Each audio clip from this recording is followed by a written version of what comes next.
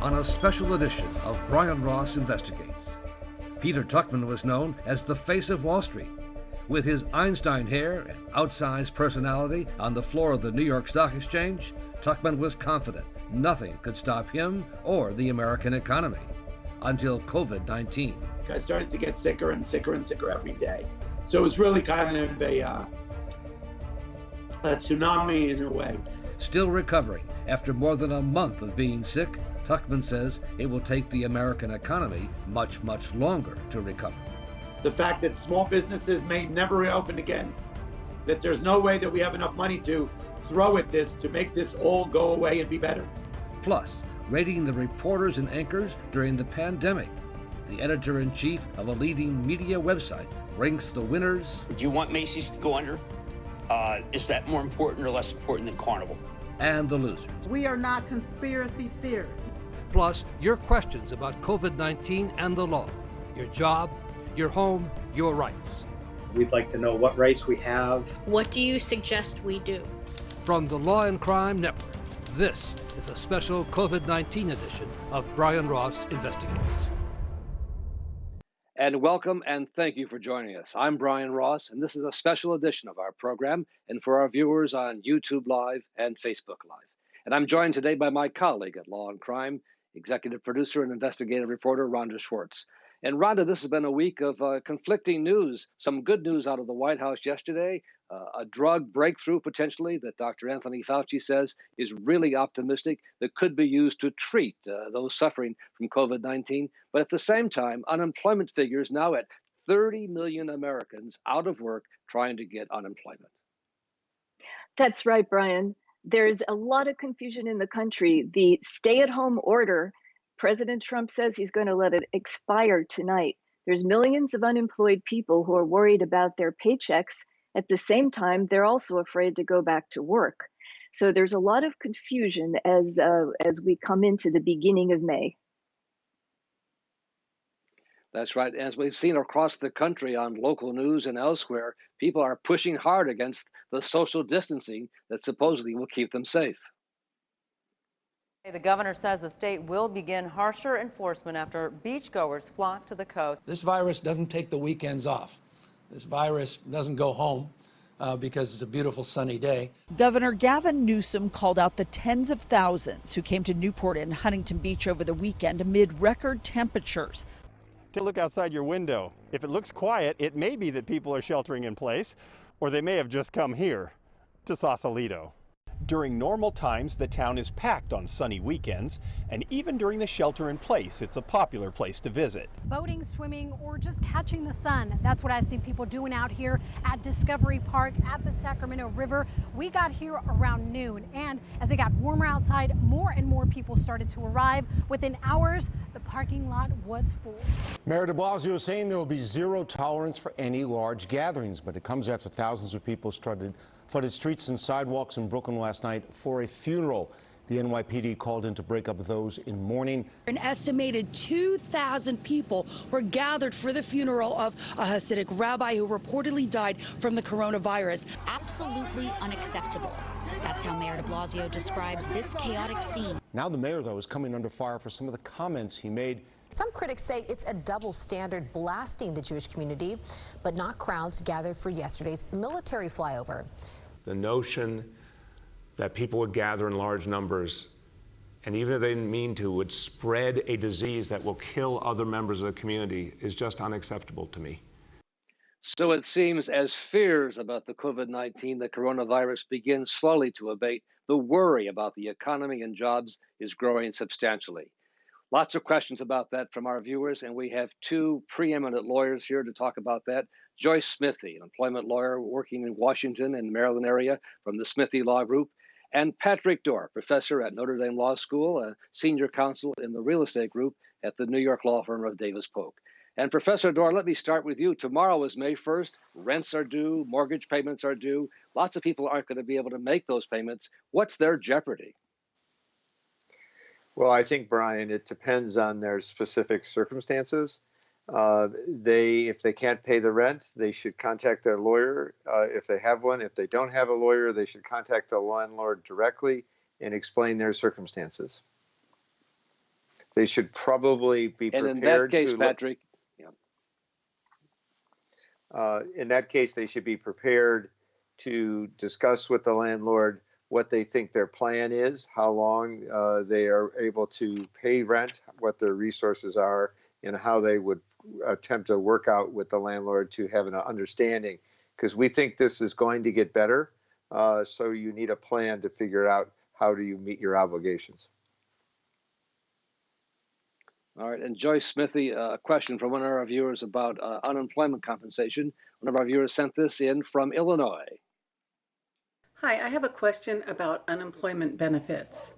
My daughter signed up for unemployment and she was denied because she had only been at her new job for 3 weeks. They told her you must be at a job for 4 weeks in order to be eligible. However, she was laid off due to the COVID-19 pandemic, and it was to no fault of her own. She was at her previous employer for almost 4 years. She has a phone interview next week, and I was just wondering that if they still deny her benefits, would it make sense for her to appeal the decision? What would her chances be of winning on an appeal? Thank you. So Joyce Smithy, what would you say to her, and what's your best advice for her daughter? Sure. So unemployment benefits vary from state to state. But what they generally do is have schedules where they look at the amount of wages she's earned over a period of time that could collect that prior employment that she had prior to changing jobs. So I would make sure that they have that in front of them, that this wasn't just 3 isolated weeks, but there's additional wages. Because again, most states will look at a total amount, not just your most recent job. And if she's denied, and you can find that schedule, which is probably on your state version of the Department of Labor, the Unemployment Commission, usually you're given an opportunity for some due process, a hearing. And if that schedule supports, that she should be qualified because it should include the prior wages, once she alerts them to that, it is worth filing for that hearing and pursuing the rights further. All right. Professor Dora, a question from someone who runs a small business that has been ordered closed. Does that mean he has to pay his rent to his landlord?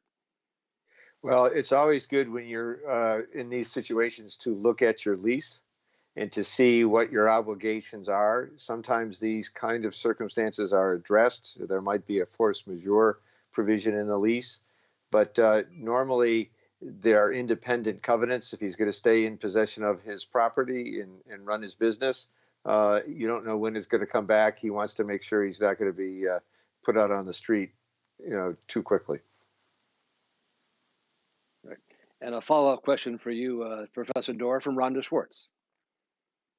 At the time this national emergency erupted, there were undoubtedly lots of folks who were in the middle of transactions, buying or selling their homes. Will the COVID virus have an impact on those transactions? It will definitely. Most of the people who are processing those transactions are also, like all of us, working from home or not working. So there will be an inevitable slowdown in the processing of the paperwork. You also have a number of people involved, the purchaser, the sellers, for example, the banks. So you've got a coordination effort that's much more difficult in the current circumstances. But they will work their way through, and if the good transactions will get completed. And Joyce Smithy, a question about the people receiving benefits. Some people, according to the Wall Street Journal, are actually making more money out of work than they were actually working. What happens when it comes time for them to be rehired? Do they have to go back to work? Sure. So I hear the same thing right now as part of the response acts we're seeing to the pandemic. They're adding an additional $600 of benefits to those who qualify, which means being on unemployment can be beneficial to some of these recipients. That said, if they turn down an offer of employment or reinstatement, then that could disqualify them from receiving benefits. The 2 big reasons that you get disqualified would be either misconduct within the workplace, or that you are voluntarily not working when you have the opportunity to do so, such as a resignation or turning down job offers. Okay. And Professor Dora, question, does it make sense for me to go ahead with a real estate deal I was in the middle of, given everything that's happened with mortgage rates? What's your best thought on that? Well, Brian, I think if you have an opportunity to buy a piece of property, whether it's commercial or residential, the rates are extremely low today. I would not think waiting further into the future to try to complete the transaction would get you a much better rate. Your value creation is going to be on the front end of the transaction. So I would think if the rate was acceptable to you when you signed up, that you should proceed. It's not going to get much lower. At this point, you think it's going to start to go back up given the supposed recovery and reopening of the economy? Yeah, oh yes, and also inflation will start to kick in, and people will want to make sure that they're getting a higher rate of return to confront that rising inflation rate. Okay. Well, after a break, we'll come back with more of your questions. We'll also talk with the editor-in-chief of Mediaite about the winners and losers in the media landscape. And you'll meet Peter Tuchman, the man known as the face of Wall Street, now trying to recover from the coronavirus. He's worried the American economy will not recover as quickly. You're watching the Law and Crime Trial Network.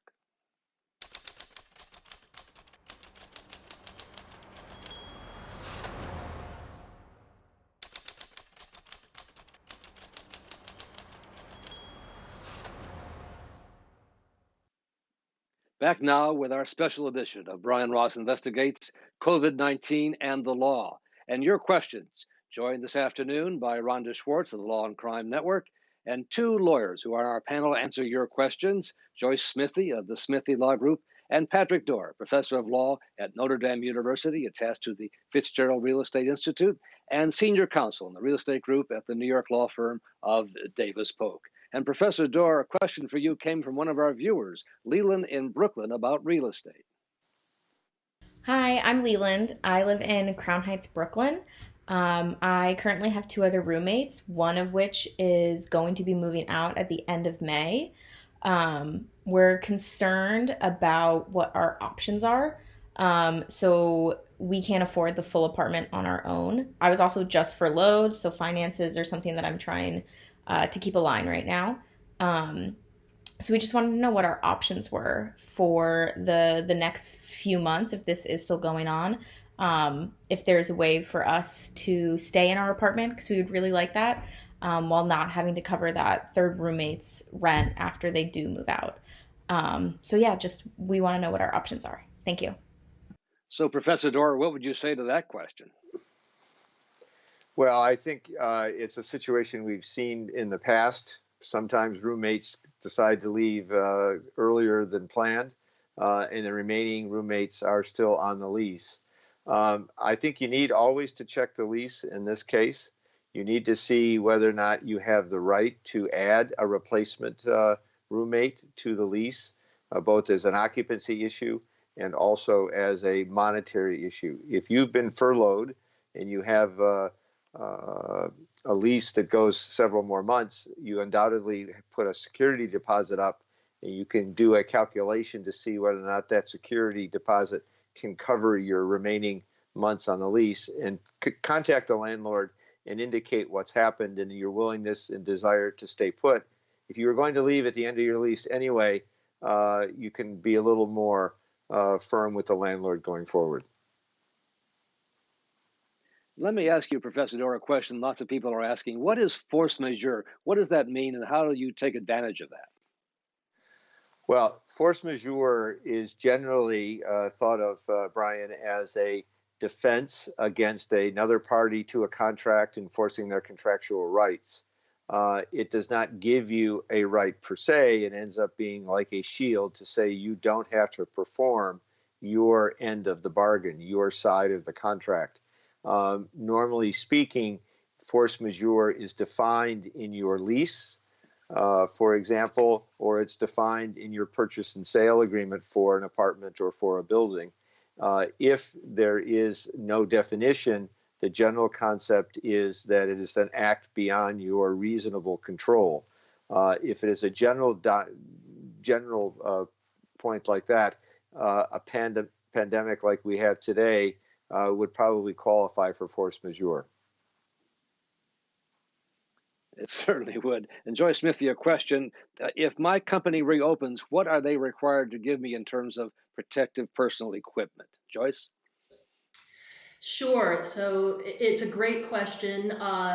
And right now, the laws are changing every day. But I think one of the difficulties is that OSHA, which guarantees us safe workplaces, is going to look to federal guidance as to what's acceptable in the workplace. And we've had our CDC saying things like wearing a bandana is acceptable. And so, given that our own government is suggesting PPE that is less effective than the masks we're used to seeing right now, there may not be a lot of rights for it. I think OSHA is really looking at that CDC, and from what I'm hearing, it's been hard to get enforcement in place for PPE given those CDC recommendations and guidelines. But will there be minimum requirements, Joyce, that OSHA will put into effect? So OSHA has been fast to issue guidance during this pandemic, and I certainly would expect that to continue. I think certainly if it is just an unsafe workplace, there is already law in place that is illegal. So certainly at the beginning of the pandemic, certain travel, I think it would be fine for an employee to refuse that because it does reach that standard. So I think there will be some minimum levels of that will comply with what we're seeing various governors do in different jurisdictions, but it hasn't happened yet. And OSHA, is going to come in and speak to that, and maybe CDC changes its recommendations based on the availability of additional PPE. Okay. Professor Dorr, a question about real estate and landlords. If someone in my apartment building has COVID-19, does the landlord have to give me special protection? It depends on whether the landlord is truly aware that somebody has the disease.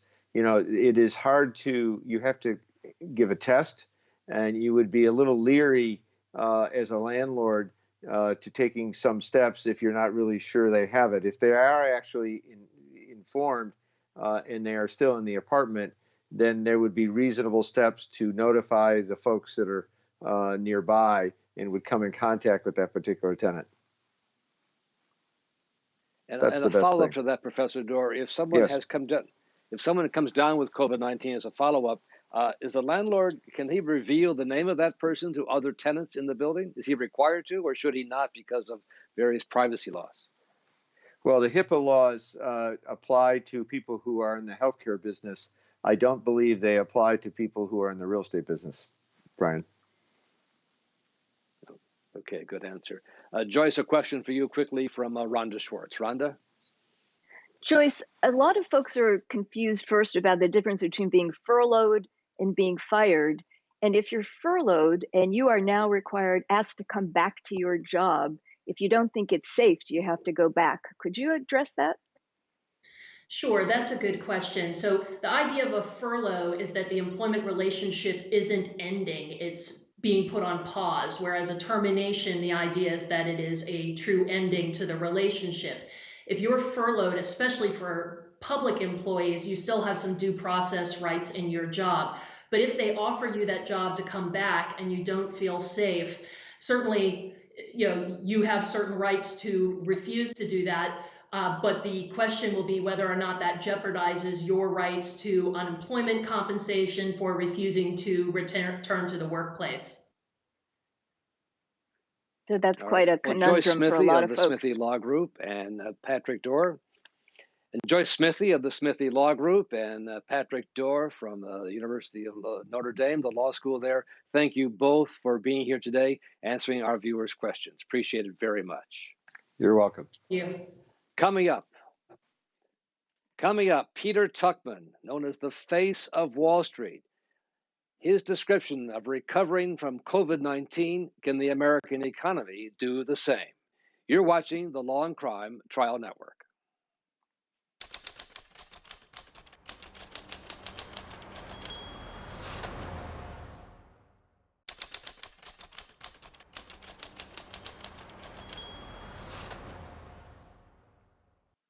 Back now with our special edition of Brian Ross Investigates COVID-19 and the Law.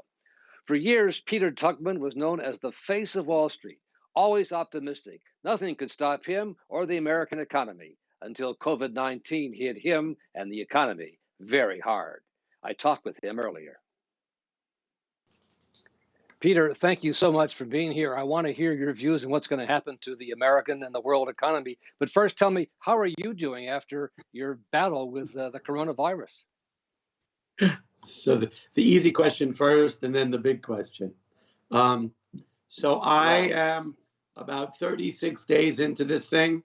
I am clearly turning a corner. A lot of the fever is gone, and some of the symptoms, but a lot of the symptoms are still here, and unfortunately, a lot of the residual damage of this virus, which people are learning about more and more every day. How it affects some of the organs, how it destroys a bit of your lung, taste and smell, residual nerve damage to the back of the head and the neck. So there is some damage. I am trying to work through it. And fogginess, which is really, so if I start getting up and dancing in the middle of the interview, it's the virus, it's not really me. So there is definitely some disorientation and fogginess, but I'm going to do the best I can to give you the best outlook on the world economy as I can. And when did you first realize that you had it? So I believe it was on March 17th. It was a Tuesday, and I had been working on Monday and Tuesday at the stock exchange. And Tuesday night, it was that week after the president had announced the pandemic, the week before, that the market had gone so wild and crazy. And then we had the weekend, and Monday, Tuesday, things really started to heat up. And we were still at work. And Tuesday night, I came home and I woke up in the middle of the night, and it was clear that I had been bombarded by something. I had chills and temperature, and felt pretty beat up, and a lot of sort of bronchial stuff, which you can still hear, unfortunately. I'm sorry, I wish it would go away.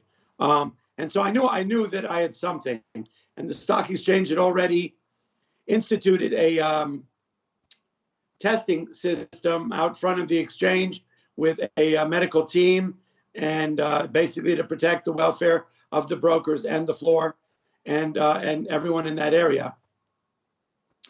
And so I decided, knowing that I felt I really did need the test to protect my family and everyone at work. I went into work on Wednesday morning. I was given the test, and I was sent home. So I was clearly symptomatic. I would say over the next 3 days, I sort of ramped up to what felt like a bad flu, but clearly I was not sure what was going on. I did not know if it was COVID or not. And I received my results not till the following Wednesday, because that was kind of the week where everybody was getting tested and the testing sites were overrun. So by Friday of that week, I started to get sicker and sicker and sicker every day. So it was really kind of a tsunami in a way. My temperature started to spike up from 99 to 101. I felt battered. My body was starting to get black and blue, which was just a curious effect. I lost my sense of smell and taste, and I started developing insane headaches and neck pain that was really debilitating. And I would say over the next 10 days, each day I was getting sicker and sicker, and the temperature was getting worse and worse. And I spiked out at about 103.7 on the following Saturday, which I had for probably 4 or 5 days plus I had about 10 days of temperatures above 102 and probably above 103.5 for about 5 days. And it was clear, along with some of the other symptoms, which were sort of really strange neurological symptoms, fogginess, a brain disorientation, and insane pain in the neck and the back of the head, that I, according to my infectious disease doctors, who had seen a lot of commingling of COVID and meningitis, that I had contracted both viruses, and that it was really hitting me hard. So I had a wonderful team. The stock exchange gave me 2 COVID specialists who were in communication with me daily. I had a team of 3 doctors, an internist, an infectious disease doctor, and sort of a gangster ER doctor who was a close friend. And they were able to talk me through the feeling of that I thought I was dying and the reality of what was going on in the hospitals and the fear that if I did go into the hospital, that it would not end well, and that as long as I could breathe and that I actually was not in deep respiratory distress, that I should stay home. So I was very fortunate and privileged to have them on my side and them on my phone. And day in and day out, and over that 15-day period, they talked me down off the ledge and kept me home, and I was able to stay out of the hospital. And that's kind of where, now I'm sort of in the latter stages of it. Temperature's broken. I've been temperature free for 8 days, but there's a lot of residual damage. There was definitely some kidney involvement, some neurological damage, neuropathy to the head and part of the body. The smell and taste are still not come back yet. A lot of fogginess and disorientation. And so I would say I am clearly on the other side of the virus. I'm clearly dealing with the collateral damage of it, which now they're finding out more and more. It really takes a toll on a lot of your organs and the nerve system. But a day at a time, I'm getting better. And as you're getting better, let me ask you the next set of questions about how you see the economy. You've always been such a bull. You're the one always pushing higher and higher for that Dow. Is that ever going to happen again? Well, look, the market has incredibly. Let's just go back for a moment to February 12th. The market had hit a record high of 29,580 in the Dow, and the S&P and NASDAQ had also hit record highs. We then saw the market careen off a cliff for the next 6 weeks, bottoming out on March 23rd, obviously mostly related to the virus. I would say 100% related to the virus. As the virus, came out of China, hit Italy and South Korea and Iran, and then Spain, and then literally crossed the ocean and started decimating the United States. So the market had sold off 11,500 points in the Dow over that 6-week period. So after hitting a record high, we had the fastest sell-off in history, almost what you'd call a situational instant recession. And since then, and we weren't clear where the bottom was, but you only can see bottoms in retrospect. Since March 23rd, and I think a lot of the sell-off was obviously due to the virus, was a lot of people feeling that the only safe haven at that point was to be in cash. And there were a lot of big funds that had been so over-leveraged that they needed money and they needed to liquidate large accounts. So that can sort of catalyze the capitulation that we saw on March 23rd.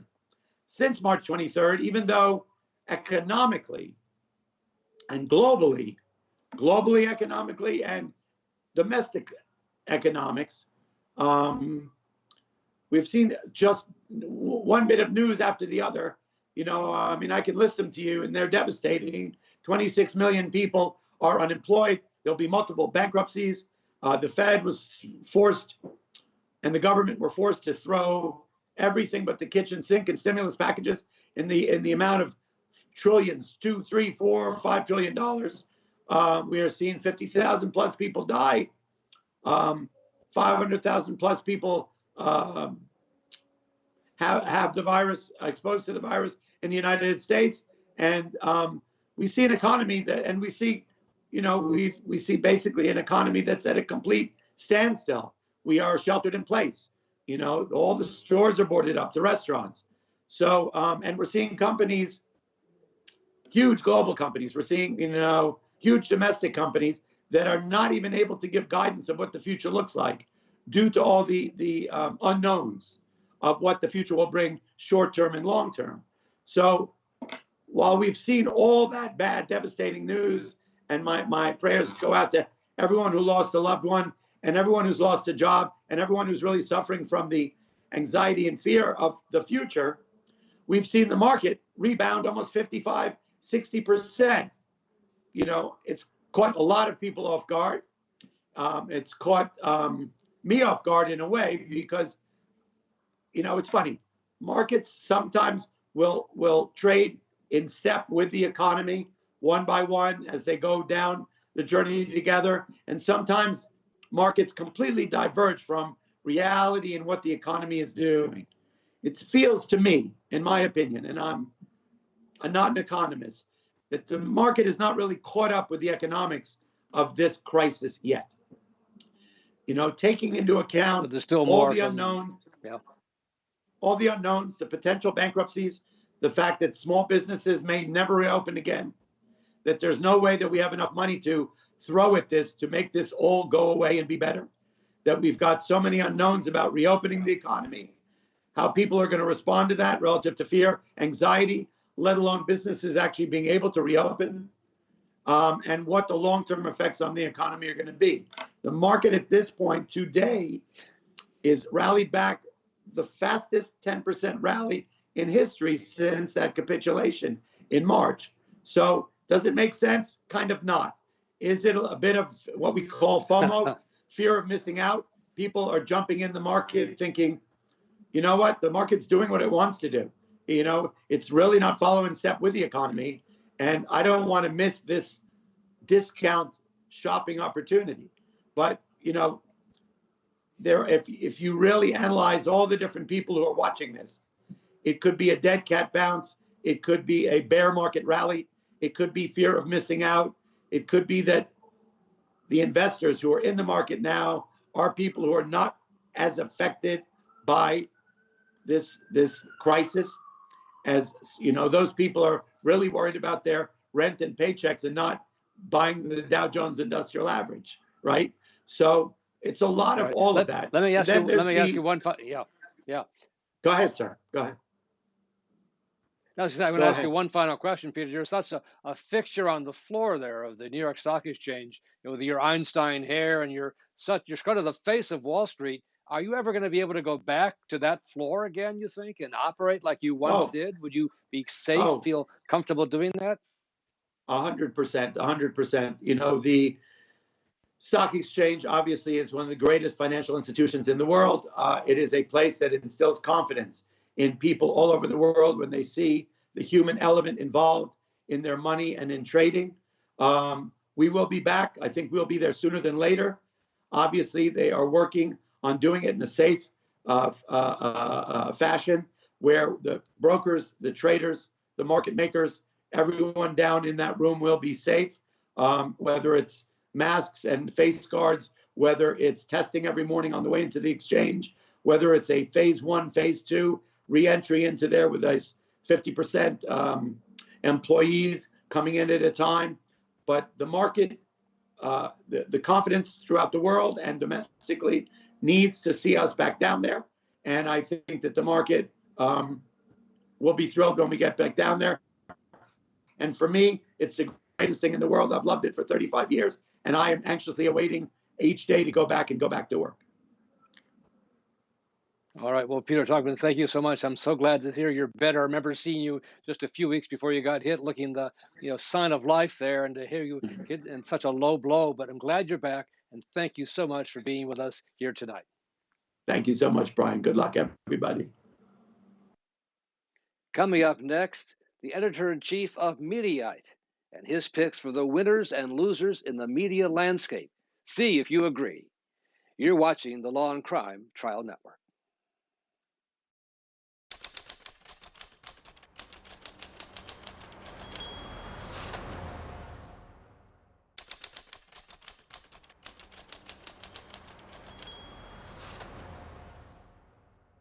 Welcome back to the Law and Crime Network, to a special edition of Brian Ross Investigates.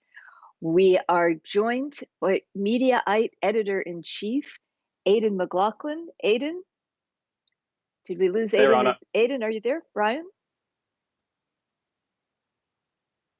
Hey. Hello there. I'm Aidan. Brian was supposed to be joining us, but I'm not sure if we're experiencing technical difficulties. In this day of COVID, we are operating our network by remote control. So while Brian tries Sure. to rejoin us, we will continue with our segment. We are glad Well, I'd to be have happy you to with take you us. through the winners Aiden, and losers. we are going to talk to you about the winners and losers. Tell us about the special feature of Mediaite and how you go about determining it, and we'll go right into it. Sure. So this is a feature that has been pretty prominent in our newsletter that goes out daily at the end of the day. We've had it for a couple of years now, and we basically look at the media landscape for the day, and we decide on a winner and a loser. And we make the case for why they have either succeeded in the day or failed.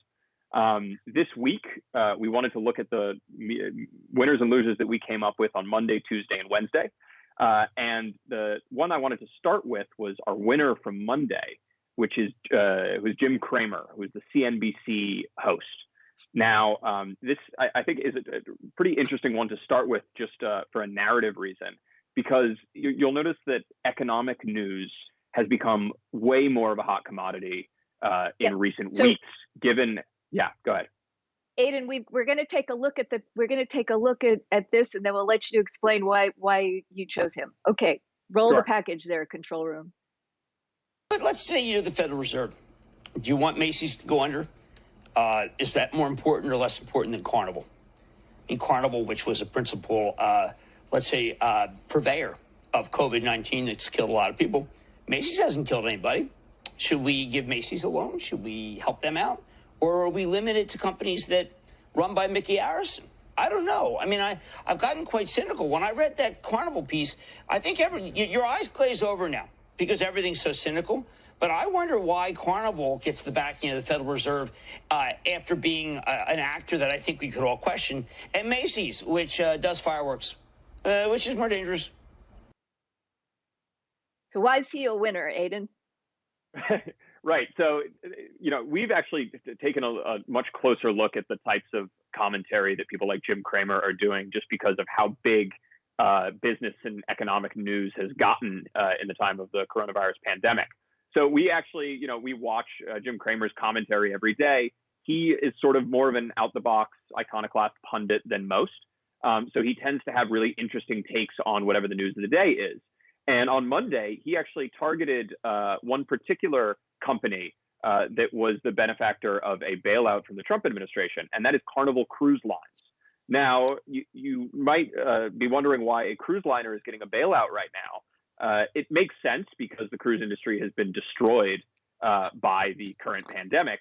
If not because the cruise industry has been shut down because it's a pretty bad spot to have a concentration of a lot of people, but also because cruise liners have been the source of a lot of these outbreaks. So it makes sense that they'd be getting a bailout, but when you look a little bit closer, as Cramer did, Carnival Cruise Liners is actually run by Mickey Arison, who's a close friend of Donald Trump. He was involved in The Apprentice. Donald Trump has been speaking to him in recent weeks. So Jim Cramer is making the point, and it's a really vital one. Why is this cruise liner getting a bailout where a company like Macy's, which is, retail, has been hit hard by this pandemic and has not been the site of any coronavirus outbreaks, is not getting help? So that was a really important point, and calling out that sort of potential cronyism is something that Jim Cramer is really good at.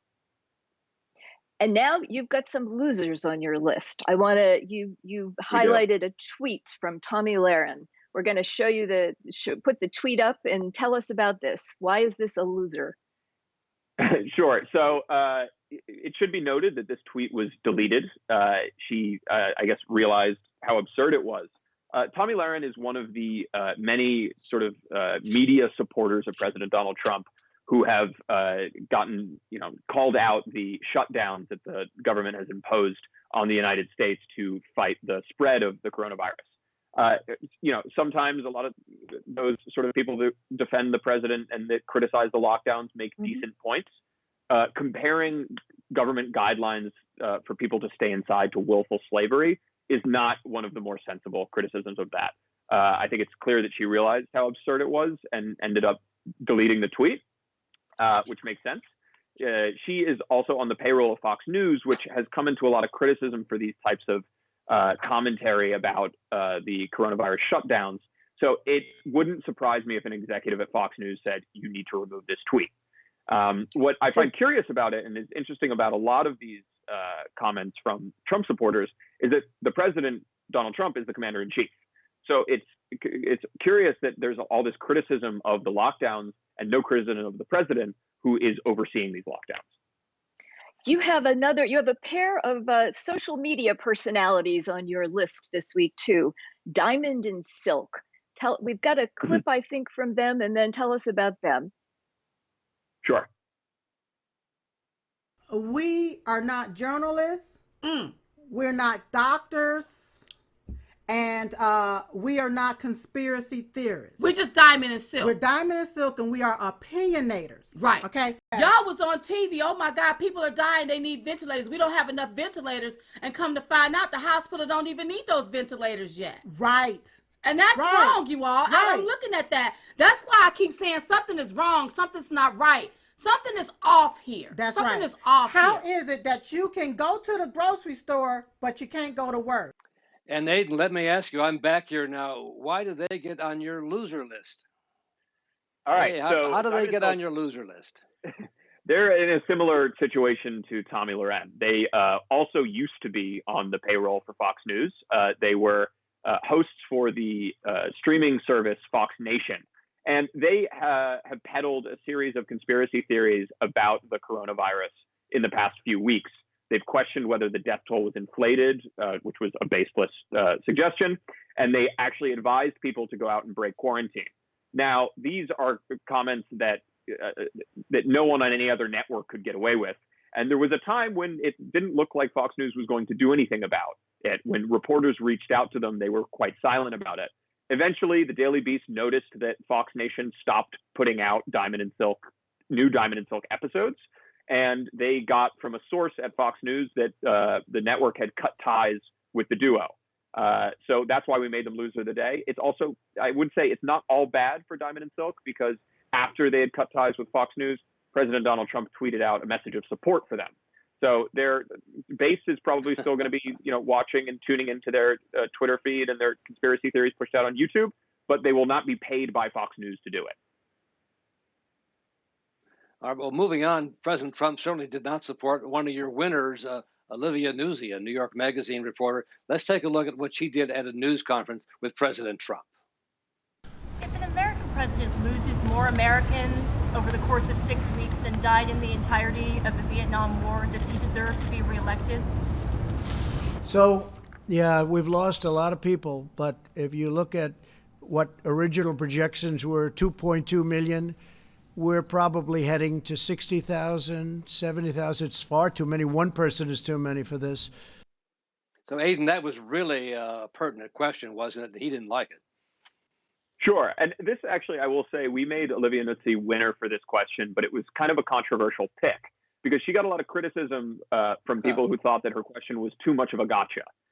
We disagreed with that. We thought it was a provocative question that got a decent answer from the president. And I think it's worth asking. There's obviously massive differences between a virus pandemic like the coronavirus and between the Vietnam War. But it remains the case that the fatalities in the United States have surpassed the Vietnam War fatalities. And it's worth asking the president whether or not he thinks that his handling is worthy of reelection. So we thought it was a great question from Olivia Nuzzi. As other people said that it reminded them of how reporters ask questions in City Hall of mayors. It was those sort of provocative questions that get good answers. So we thought it was her doing a good job up there. All right. Well, Aidan McLaughlin, thank you so much for joining us. Part of Mediaite, part of the empire of Dan Abrams, as we are too. Thanks so much. We'll see you back here again next week with more winners and losers. And thanks to all our guests today, Peter Tuchman, Professor Patrick Dorr, and also Joyce Withy. And to all our viewers, thank you for watching and thank you for our questions. And finally, a big thank you to the staff of Law and Crime, which has worked so hard to make sure we're on the air, even though we get cut off now and then. I'm Brian Ross. We'll see you back here next week.